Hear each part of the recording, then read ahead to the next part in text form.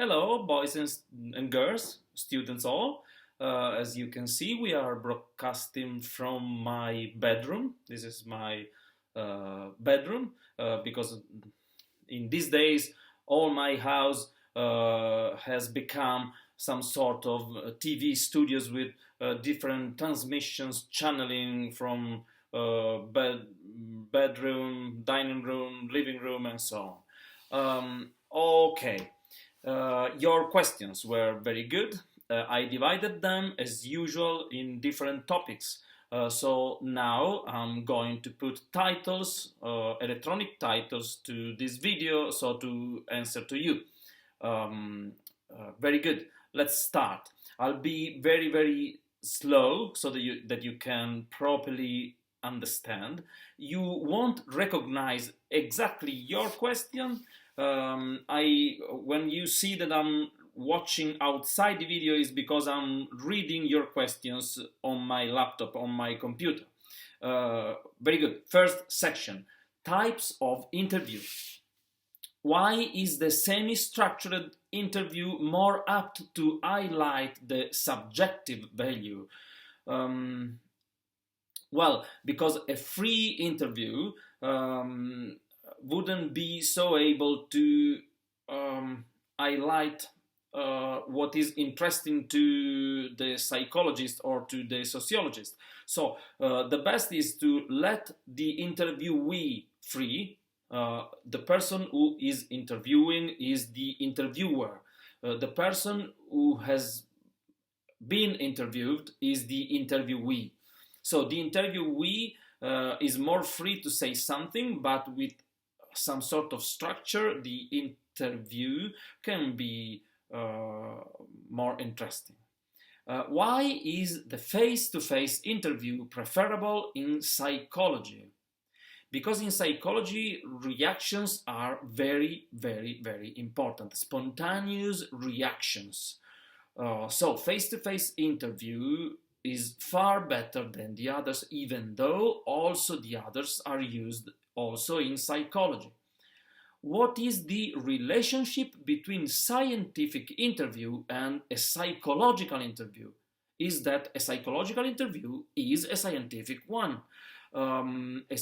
Because psychology is a science, interviewing with a psychological method is scientifically interviewing. Do the different level for structuring an interview lead to different results? Yes, of course. If you use a different method, that is because you need to find different kinds of outputs. Results is output. How does the interview take place in case of stimulus interview? In your maturità, you will face some sort of stimulus interview. In the stimulus interview, the interviewer shows, for example, a photo or a drawing, a sketch, and the interviewee has to react to that sketch, to that stimulus, has to say something. So it is quite free because the interviewee can say whatever he or she wants, but it is driven from the initial stimulus we are giving him. Can the different ways be based or chosen according to different personal experience of the researchers? Of course, a researcher can be more confident with one method than with another. So each researcher will choose a method not only because that method fits with his research, but also because he is used to that method more than another. Why in the sociological interview the researcher in the first person is not so important? Well, this is not really true. The researcher is always important, and is always important what are his or her reactions. But let's say that when we are studying many people, such as in a sociological research, the specific point of view of one of them is a little bit less important. I didn't quite understand, one of you says, I didn't quite understand what is demoscopical investigation. Demoscopical is not properly an English adjective. A demoscopical investigation is a poll. So you are asking to people to say something about their habits, their general characteristics. So if you are asking to someone what's your job, what are you going, how are you going to spend your money, what are your tastes, where do you go when you go out for dinner, so that's a demoscopical research. Second section, psychological interview. Is a psychological interview performed through questions or in another way? Well, they are performed through questions, but also, for example, in a stimulus method, with a stimulus method, giving something to see. For example, when I was a child, my mother sent me to a psychologist because I was all the days beating my brother, to interview me without bothering me. The psychologist asked me to sketch different sketches, different drawings. So I was drawing and she was interviewing me through my drawings. Okay? I need some time to scroll your questions. Okay.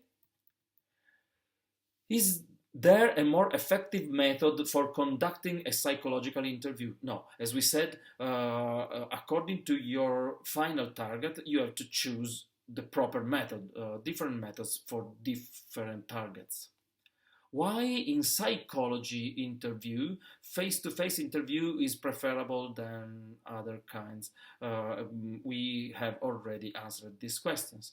Are unstructured and not directed interviews closer to the psychological field? It seems to me that the more the interview is free, the deeper the information will be. Those of you who asked these questions is a little bit right. In psychology, you have to give to the interviewee more freedom than, for example, in sociology. The fact that psychological interviews are more structured exclude other radical types like structured or directive interviews? No. There are many psychological research and surveys which include different methods, also more structured methods. What is the difference between psychological session and psychological interview? A psychological interview is an interview which has just a scientific aim, a scientific target. A psychological session is a therapy. So you are under a psychological session when you are talking to your psychoanalyst. Psychological interview to children, this is the topic. In the interview of Piaget to a child, some of you, about that interview of Piaget to a child, some of you asked, can it be that the child feels obliged to answer something to a specific question? Of course he is, of course he or she are.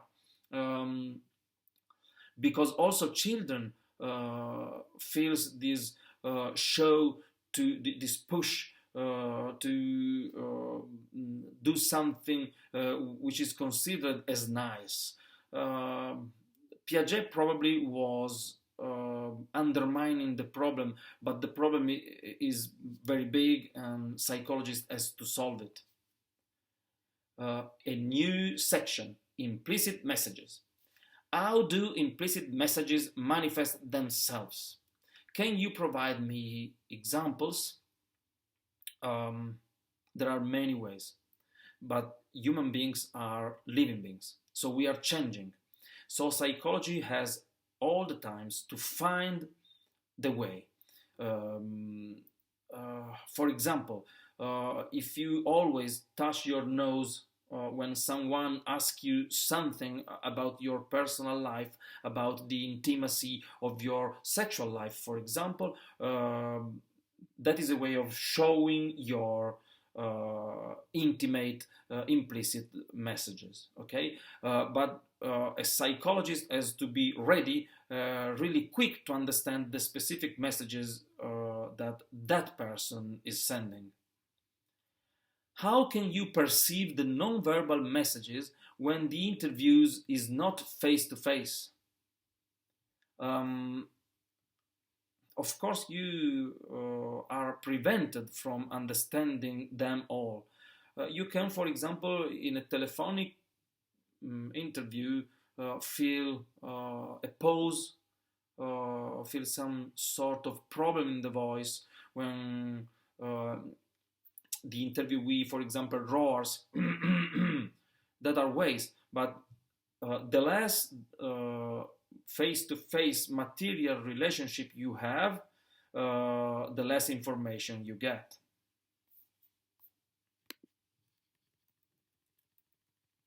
Okay. A new section, distortions. Trusting too much the subjectivity of an individual can divert the interviewer from the reality of the fact. Yes, it can. Speaking about psychology, subjectivity is the reality. Sometimes also in sociology, and more than sociology, in cultural anthropology, subjectivity is very important and is an important part of reality.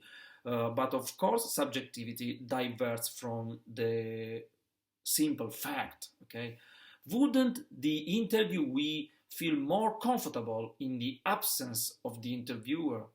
Sometimes it can be so, sometimes not. For example, I don't feel comfortable in your absence, but there can be people who feel to be more comfortable in this absence. So, for example, psychoanalysts sit behind the interviewee so that the interviewee can feel the presence but cannot see the body of the interviewer, feeling more free to say something. Is a descriptive survey is a tangible one, since a survey is a systematic activity, but can the description be subjective? Always. A researcher introduces his personal point of view in any kind of research, no matter if we are talking about sociology, psychology, anthropology, physics, chemicals, whatever you want. The researcher introduces his personal point of view. We can't do anything to avoid it.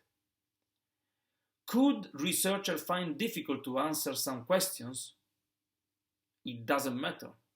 The researcher has to write down questions which are understandable for the interviewee. So what is more important is that the interviewee has to find simple to answer the question. Sometimes interviewees can find difficulties in the answer to some questions, and that is a problem. That is caused by the fact that the researcher didn't write down proper questions. You have to be very careful in writing questions.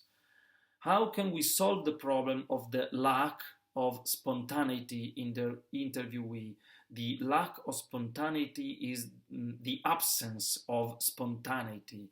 How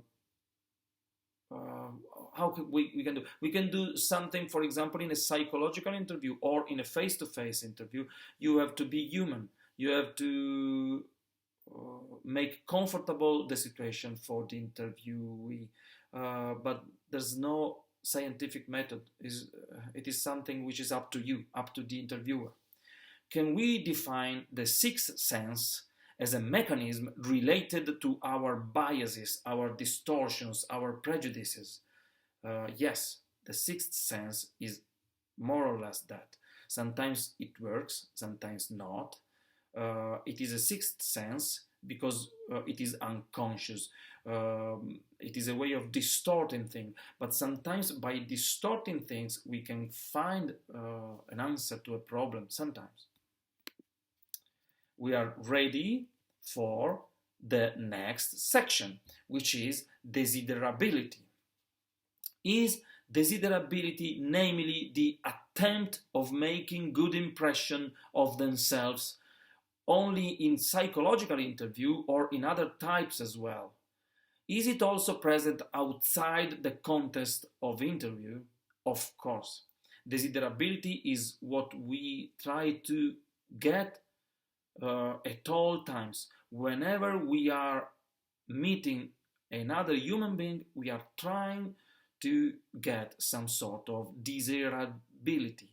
Um, so it's not only about the psychological interview, it's not only about interview, it's about life.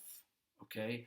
That doesn't mean that we are always trying to be kind, but even when we are trying to be aggressive with someone, we are trying to please some others.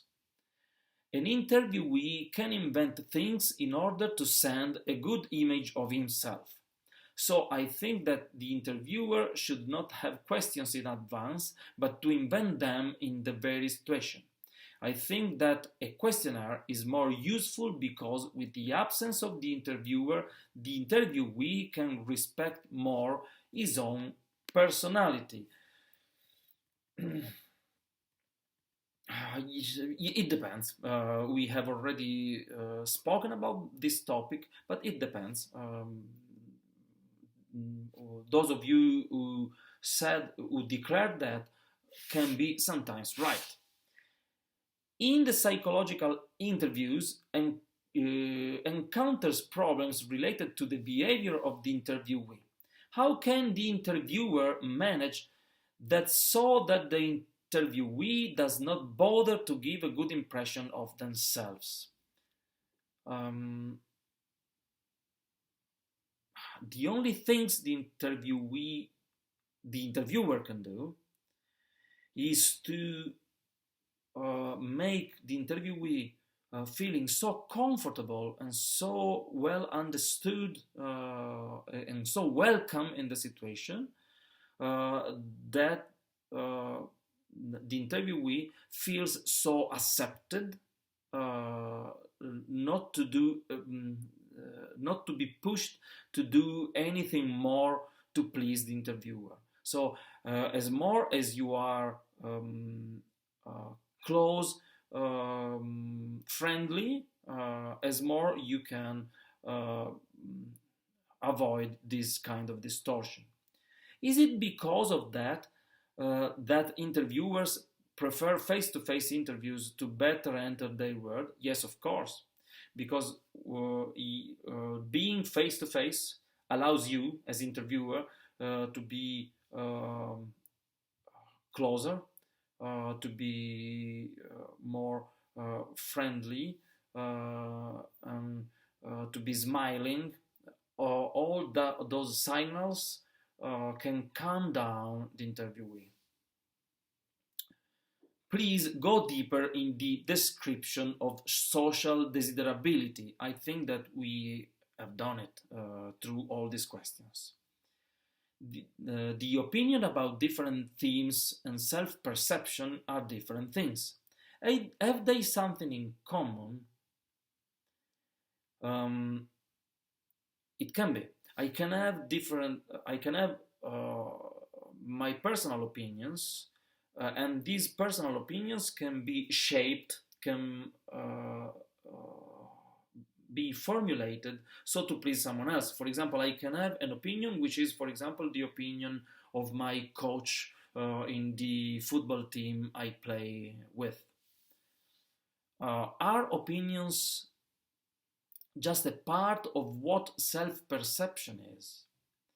Not only, you can have also opinions which go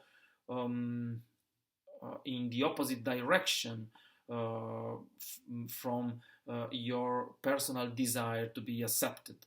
But they can be related, as we said. What has the interviewer to do if the interviewee refuses to follow the thread imposed, the direction imposed by him at the beginning? The interviewer has to be stronger than the interviewee. You have to be kind, sweet, and strong.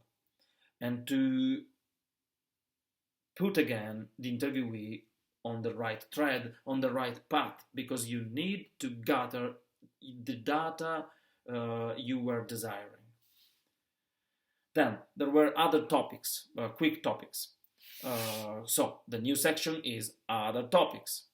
In the interview, is the interview a type of survey to collect data?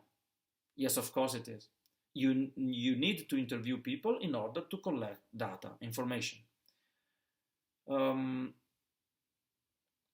I don't know whether I got this question properly. What does project mean?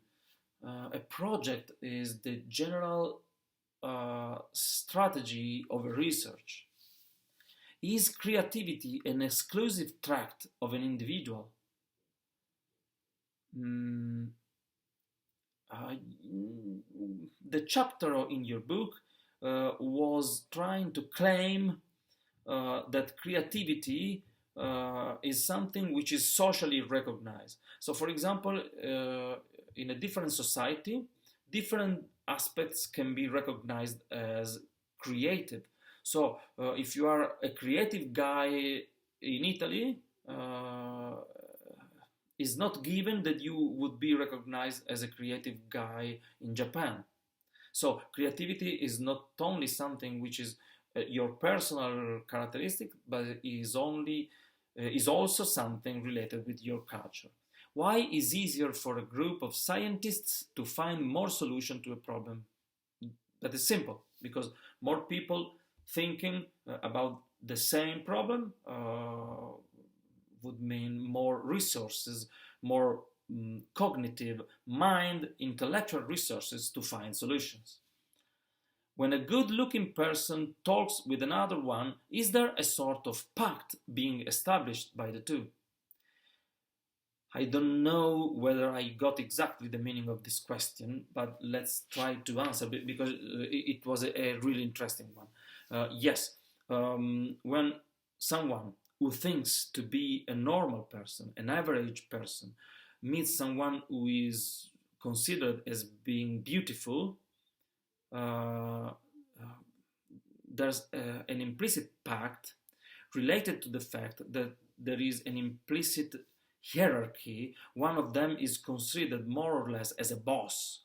The beautiful one is considered as being more important. So the other one usually, not always, but many times, would speak with a sort of submission to the authority of the beautiful one.